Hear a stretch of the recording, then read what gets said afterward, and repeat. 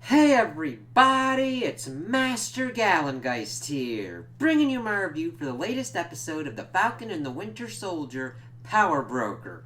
And I really enjoyed this one because, again, we're keeping this great just balance of pacing of character development, plot moving forward, and some really good action sequences going on here. It really feels like an elongated movie, but at nice intervals that you're able to kind of pause and be like, okay, cool. It'll be interesting to see like the difference of like waiting week to week at some point and then kind of like going through all the episodes at once because I think it's just going to blend very well together when you get to that point. So, we got some cool kind of character moments because we start off with having this whole kind of thing with the global repatriation council thing, pretty much talking about bringing everybody back together that was brought back from the blip and all that. And it's interesting that it's called the blip. I don't know if I'll ever get used to that, but it's delving into the whole kind of issues with what kind of would go on with that. It's like, oh, okay, fixing jobs and everything like that. All right, and then it of course shuttles us to Walker hitting the safe house that Carly Morgenthau was at. And of course, we see that Walker's pretty much trying to get his information, but we get a lot of.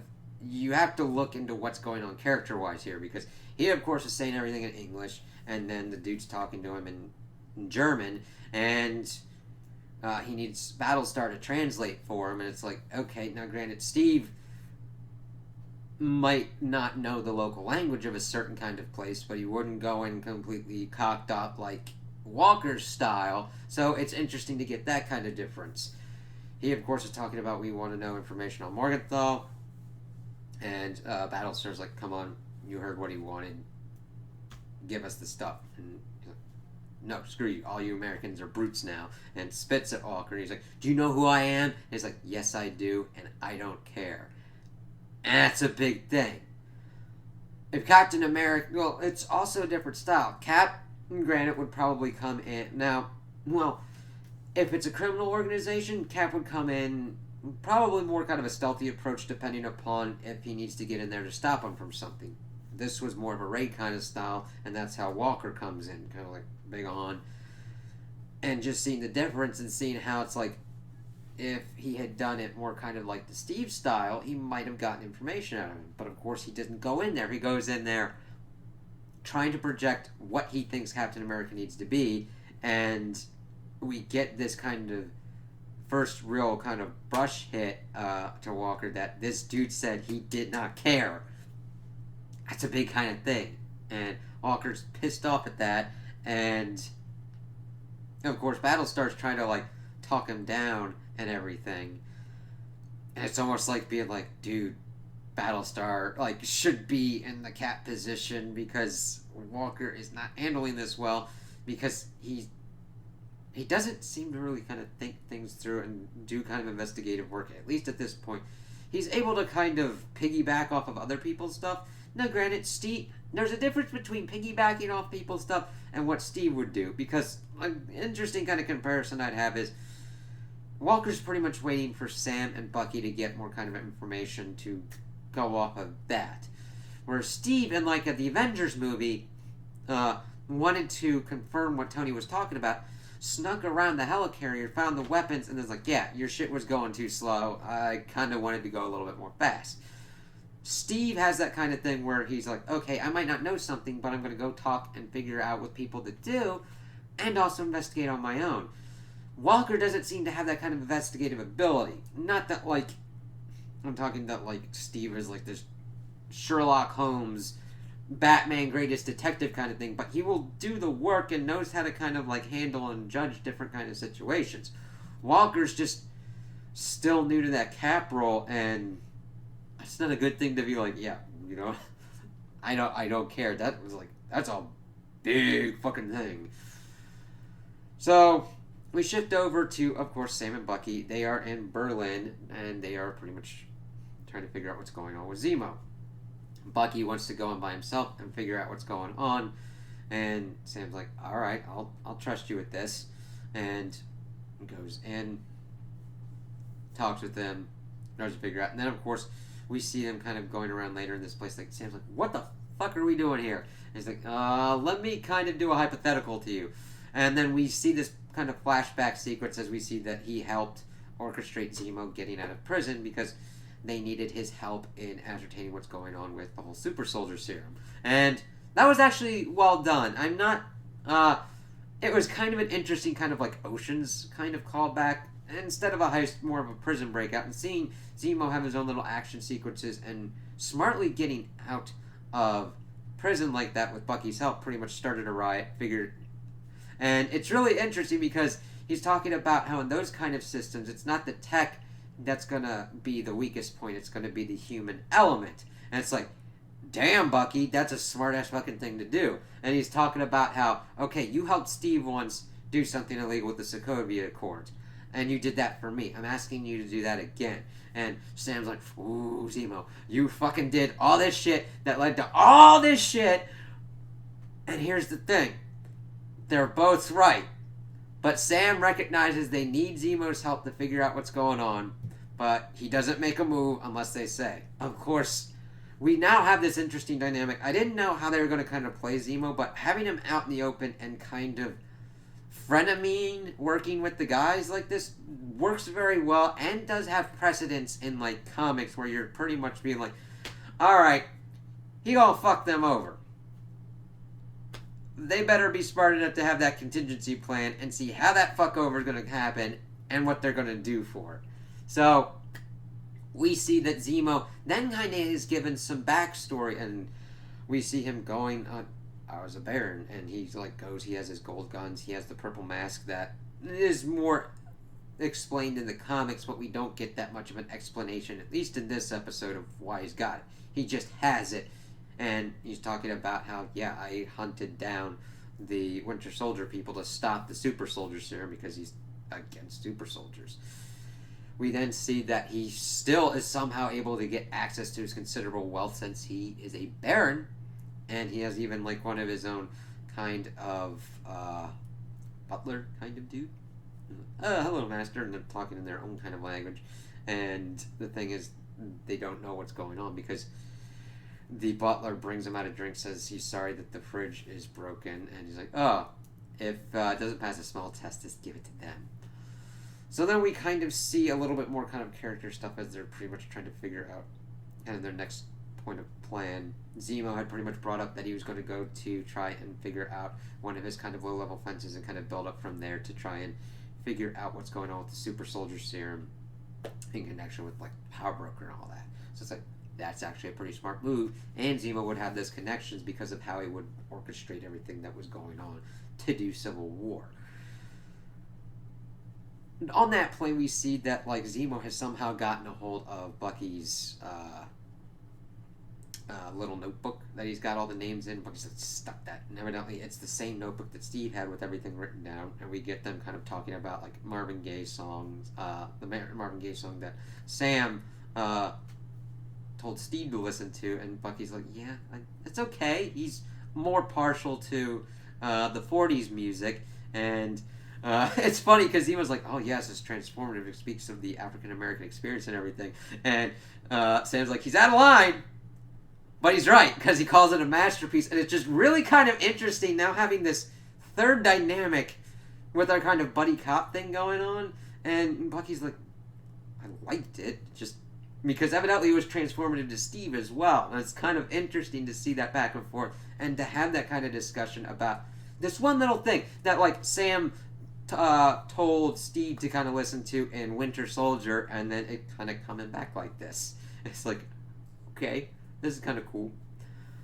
So they have to get into their own kind of like personas as well because they're going to Madripoor, and that's very that's a heavily mutant kind of connected Marvel kind of place in the comic book. So it's really cool to see this place utilized here. Now granted, this is also kind of like the Mos Eisley. It's like a criminal place in like Indonesia in the Marvel universe, so you got a lot of wretched hive of scum and villainy kind of shit going on here. And we see that Bucky, of course, is just going in as the Winter Soldier, pretty much being controlled by Zemo, and that Sam is going in as the Smiling Tiger. And it's interesting how they get into Madripoor, and that they are like walking along this bridge. Sam is like lamenting the fact that he looks like a pimp.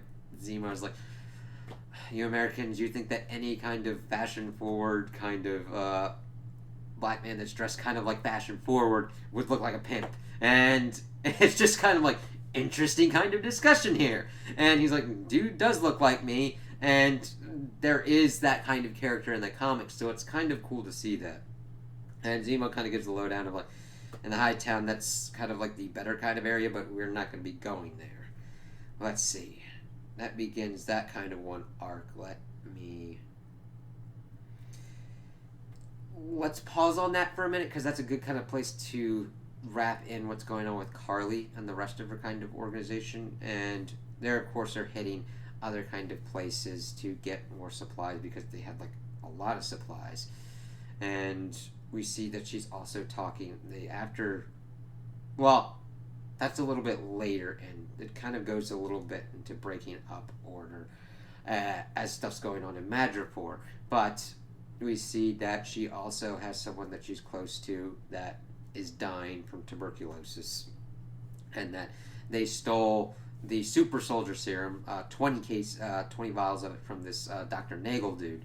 So they've got more left over besides the 8 people that they've already used it on. So that kind of gives them a distinct advantage. Let's see. They then are also looking at another GRC kind of facility to get into the supplies. And we get the lowdown that she wanted to be a teacher, kind of like the person that she kind of looked up to, like of art or history. But because of Madripoor and everything that was going on, they needed something to help other people, and they decided to go on this route. They, of course, hit the place, and they're like, you've just been sitting on this stuff for months. And we see that she escalates things by blowing up a car and killing people inside. She's like, this is the only way that these people listen. Entering the kind of more violent extremism to show that the Flag Smashers, we hadn't seen them get super violent in killing people, but this is that step to show that they're pretty much starting to lose this the one people, one world thing's kind of going to be a little bit more hypocritical with that kind of going forward, because if it's one people, one world, killing people would pretty much be very detrimental to that message and really doesn't go with that message at all. But she's trying to speak in the language that they speak, as she kind of alludes to in that kind of drop. But the thing is, her partner that she's talking to isn't really with that. She's really kind of against that, at least from what we've kind of seen. So we're like, okay, we'll kind of have to see how that shakes out. So we see that Zemo takes them into a bar, pretty much tries to get to the fence of Selby. Of course, he has to pretty much showcase that he has the Winter Soldier under control. So Bucky beats some kind of wholesale ass in that bar. And Sam has to also keep his cover, where he's got to drink this horrible fucking thing as his usual. It's got this like weird snake thing in it. And there's bits of it where I know it's Sam, but it's also like Anthony Mackie, like, am I gonna fucking drink this? Am I gonna fucking drink this? Does it? He's like, And he says nothing, and it almost looks like he doesn't swallow it, and he just goes, and that's before the whole Winter Soldier kind of thing is, but like Sam's like, yep, I gotta deal with this shit. Fucking shit. Well, they get introduced to Selby as pretty much Zemo's running kind of point on this, which is a dangerous scenario to ever be in, because Zemo, he knows how to do some shit. But we get this weird kind of walk down this hallway with this weird kind of slow-mo music. That was the one thing that was kind of more kind of artsy, in my opinion, and really didn't add much. I'm like, okay.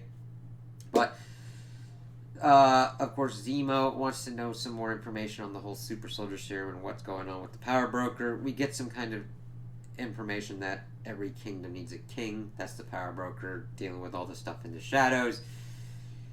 And Selby's like, yeah, Nagel's been doing it. He's been working it here, so I'm not going to give it away, because Zemo's like, you know what? I'll give you all the code commands and the Winter Soldier for this information. However, before they're able to really get into it, for lack of a better word, in usual pretty much kind of ways, the plot kind of demands that Sam didn't turn his phone off or switch to another kind of phone, because his sister then calls at that moment to kind of shellac everything to shit, where he's got to put her on speakerphone and he's trying to make it seem like he's this gangster criminal kind of dude, but she of course calls him Sam. She's like, all right, kill these mothers, and then somebody shoots out and takes out the fence, and they're able to kind of work around the rest of it, but it's like, shit. He's like, leave the weapons here, we got to get out of here. Of course, since it's Madripoor, granted, it's not frowned upon to take out people, but that starts the whole chase of like bounty hunters going after their asses, and they have to start like going on run, and it's like, shit. But they get saved by Sharon Carter, and it's kind of interesting. She's like, motherfucking Zemo. And she's like, listen, we need to find Nagel, and we need to stop this because super soldier serums. And she's like, fine, come with me. I got a place in Hightown. It's like, you have a place in Hightown?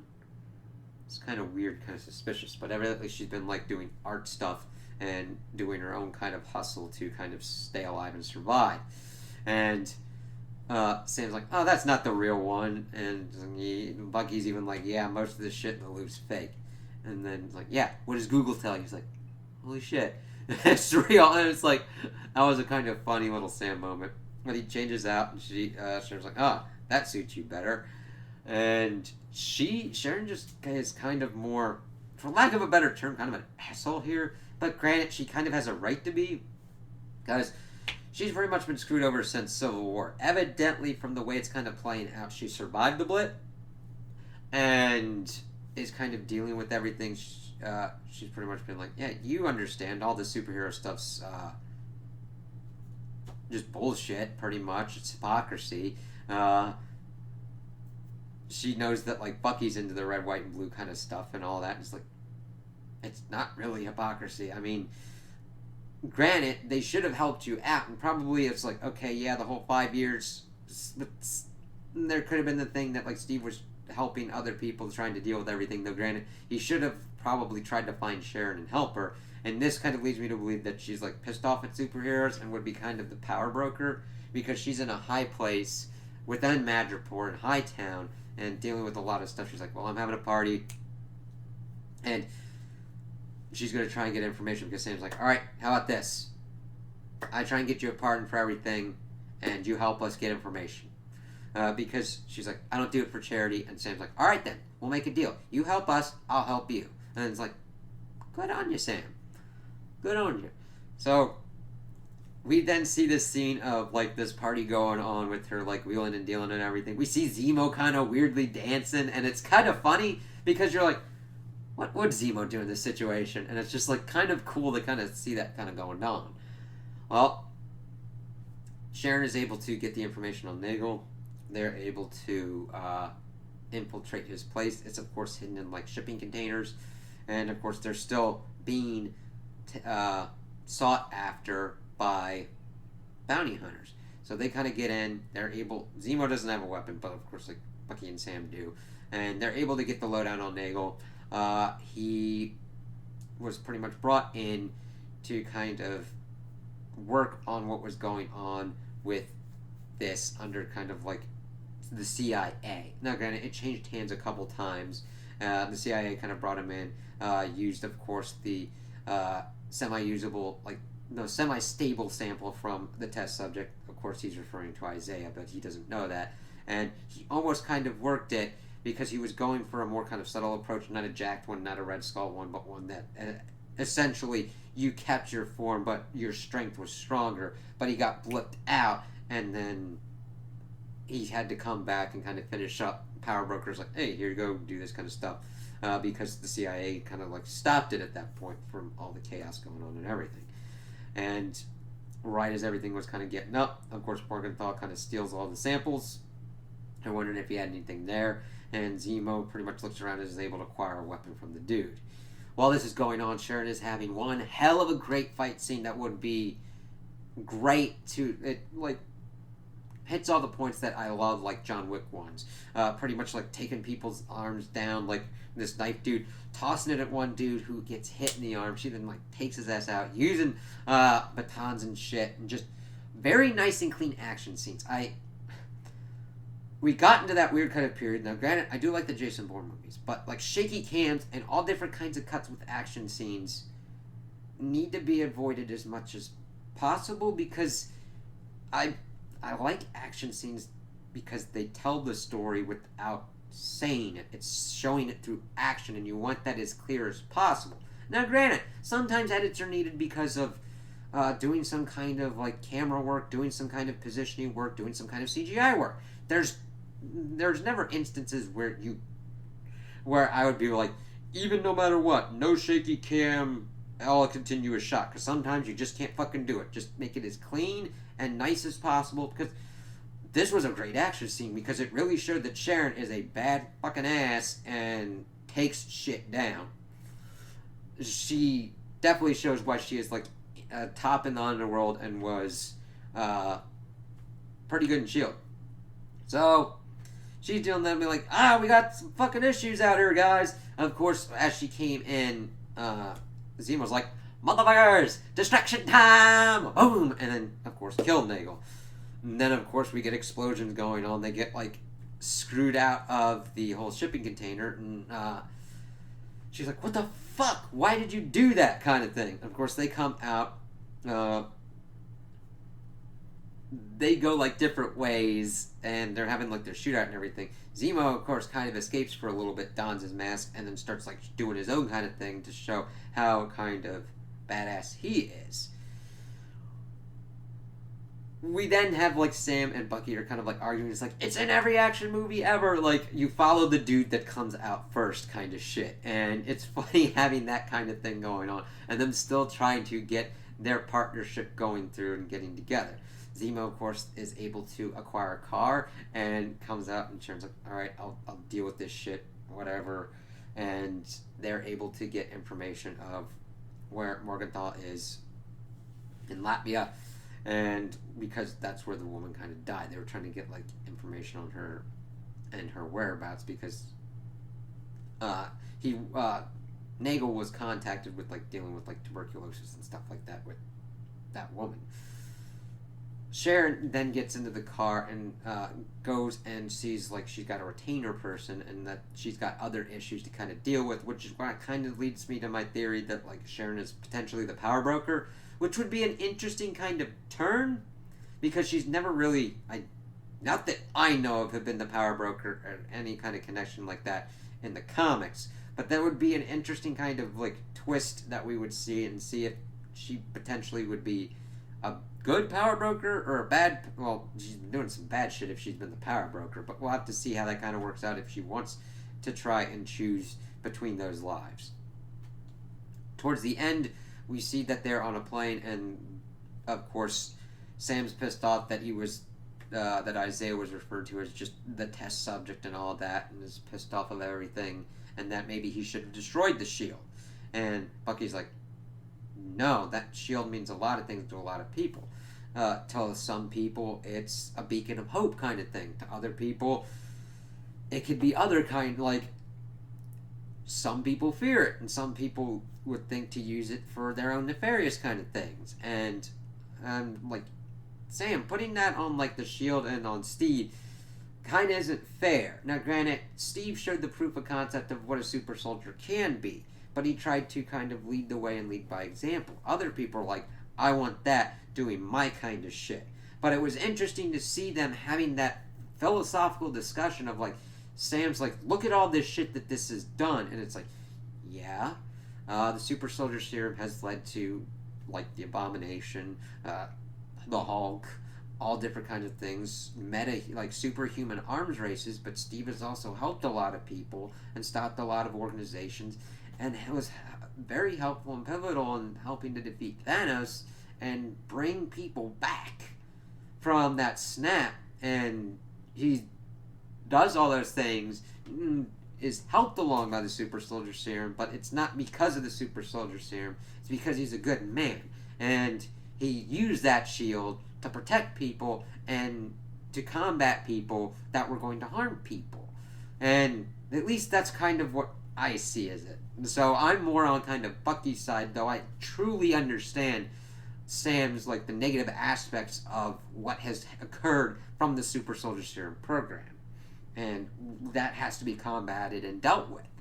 And it's just something that people are, like, there's going to be people that want power, and they want super soldiers to use and control, or to become them themselves, and affect their own ideological changes, as we've been seeing with the Flag Smashers. So it's like, ooh, like this. It's interesting. It's like, ooh, it'll be interesting to see how this kind of shakes out, because this is definitely showcasing the juggling act of, like, we could potentially get multiple Captain Americas or whatnot, or multiple people with shields or whatnot, because it's going to take a lot to, I think, well, not a lot, there's going to be definitely some kind of tipping point that would get Sam to take up the mantle and kind of change what's going on, because it depends upon who wields the shield. And we see that Walker is definitely having difficulties with that. Now, granted, would Bucky have difficulties with that? Sure. Would Sam have difficulties with that?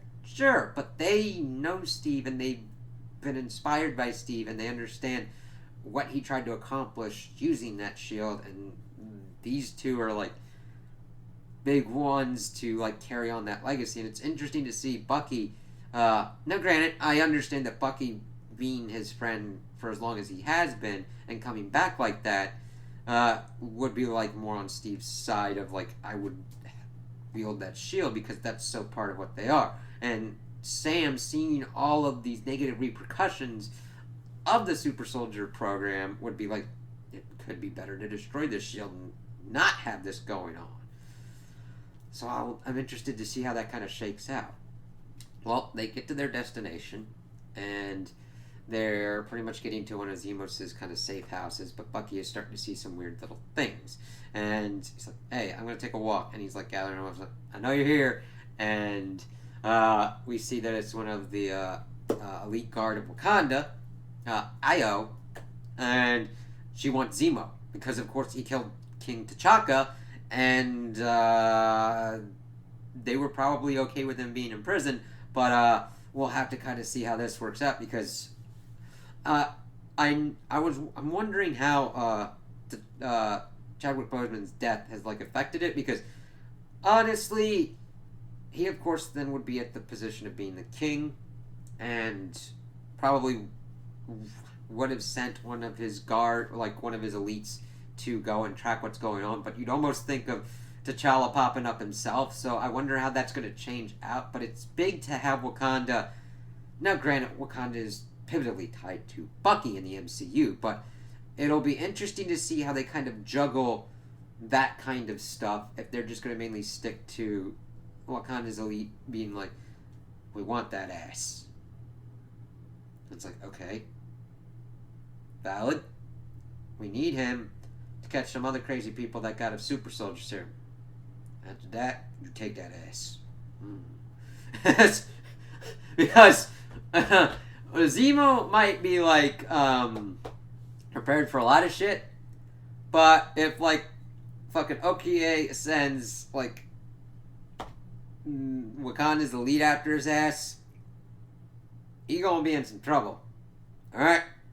Because, fuck me. So, that's another kind of wrinkle that's introduced here, and I'm like, I'm glad that was brought in, because that's a big part of Zemo, Bucky, and everything going on when you put this into effect like this. So, I was really happy with how this episode gave us good background on Zemo, on Sharon since the Civil War, bringing in Wakanda, bringing in Madripoor is a very big thing, and the Princess Bar, because that was a nice kind of thing that's connected to Wolverine, so it's like, wait, nudge, nudge, I'm like, and getting us some more information on Carly Morgenthau and what she's trying to do with the Flag Smashers and advancing that as well. So I can't wait to see where this goes next.